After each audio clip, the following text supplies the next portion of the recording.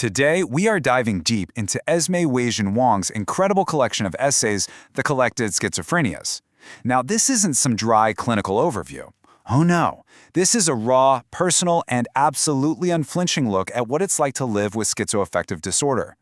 We're going to focus on a few key essays that, when you put them together, they create this powerful journey, one that takes us from the very fracturing of reality all the way to a complex search for healing and for meaning.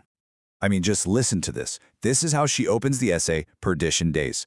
It is an absolutely breathtaking start that just drops you right then and there into her reality. This isn't a memory she's reflecting on. This is her present. This is the state she's in as she writes, and that's the lens we're going to be looking through today. So first, we really have to get our heads around that fundamental break from reality she's talking about, psychosis. We're going to look at how the official, the clinical language of psychiatry, how that stacks up against the raw lived-in experience that Wang describes so powerfully. So here it is. This is the textbook definition from the DSM-5, which is kind of the clinical Bible for psychiatry. It gives us a framework, right? A neat little list of symptoms you can observe. It's clean, it's organized, it's objective. But what on earth do these words actually mean for the person who's going through it?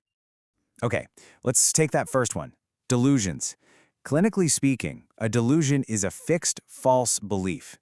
It's something a person holds on to with everything they've got, even when you show them proof that it's not true. It is a core feature of psychosis. And then, you read this. This is Wang showing us what that clinical term actually feels like. See, it's not just a simple mistake or a wrong idea. It's a belief that settles over you like fine and gray as soot. That one poetic line tells you more about a delusion than any textbook ever could. It's incredible. Okay, next up on the list is hallucinations. The clinical definition here is a sensory experience. So seeing, hearing, feeling something that isn't actually there. It's created entirely by your mind, but for you, it feels 100% real. And this just brilliantly illustrates the sheer terror behind that clinical term. One of our doctors once gently called it a sensory distortion. But it's not a distortion. It's dodging invisible demons on your college campus. It's a locomotive roaring right at you. It is visceral, and it is absolutely terrifying. Now this is really crucial. Wang's diagnosis isn't just schizophrenia. It's schizoaffective disorder, bipolar type. She explains it as this combination of the psychosis symptoms we've just talked about, delusions, hallucinations, and the major mood episodes you see in bipolar disorder. It creates this uniquely complex and, frankly, often misunderstood condition. So you can see how these layers start building on each other, and in the essay John Doe Psychosis, Wang adds another critical layer to the whole picture, the intersection of trauma and her illness. She shows us how old wounds can just echo into the present and totally warp your reality. And she grounds this whole exploration in neuroscience. She quotes a neuropsychologist who explains that trauma isn't just, a bad memory. It physically changes your brain. It causes measurable physical damage. We're talking shrinkage, inflammation, actual neuron death. This is such a critical piece of the puzzle. And this timeline, wow.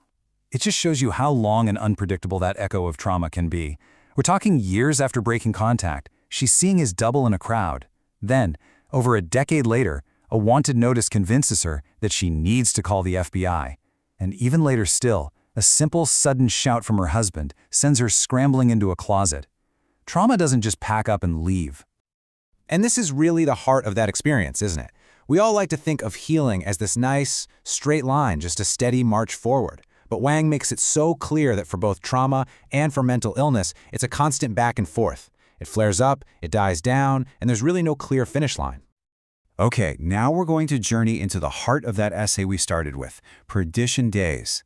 We're going to confront the full, terrifying experience of Cotard's delusion, that chilling belief that you are already dead. But here's what's so wild. The way it begins, it's not with terror. It's with this strange, almost joyful revelation. She wakes up her husband, crying with happiness, because she believes she's been given a second chance in the afterlife to be a better person. It's almost hopeful. But that optimism, it quickly curdles into something truly horrifying. Let's just trace this descent.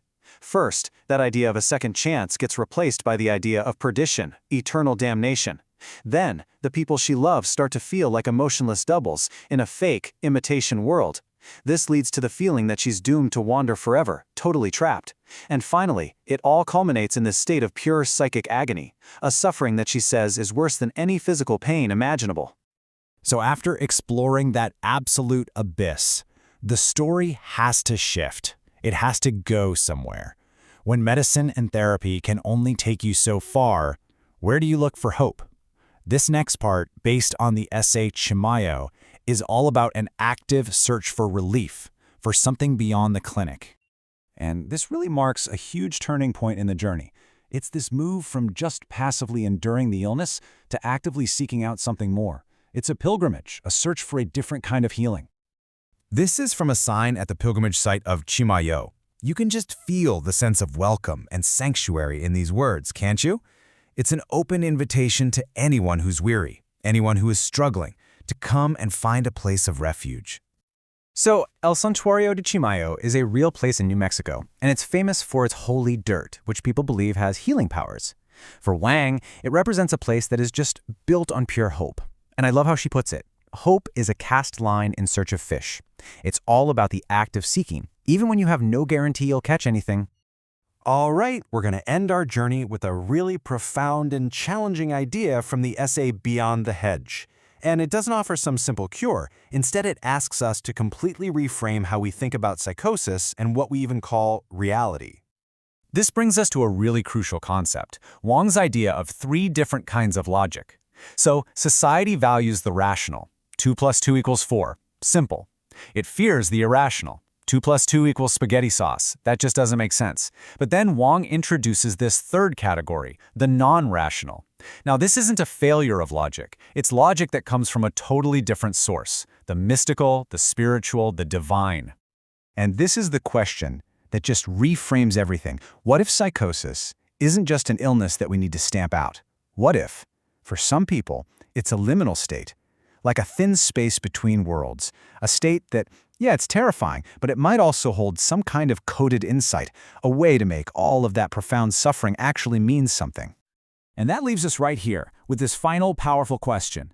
Wang's essays don't give us any easy answers, but they do challenge us to look beyond pathology, beyond diagnosis, and to seriously consider that what we call madness might just be a kind of logic that we haven't yet learned how to understand.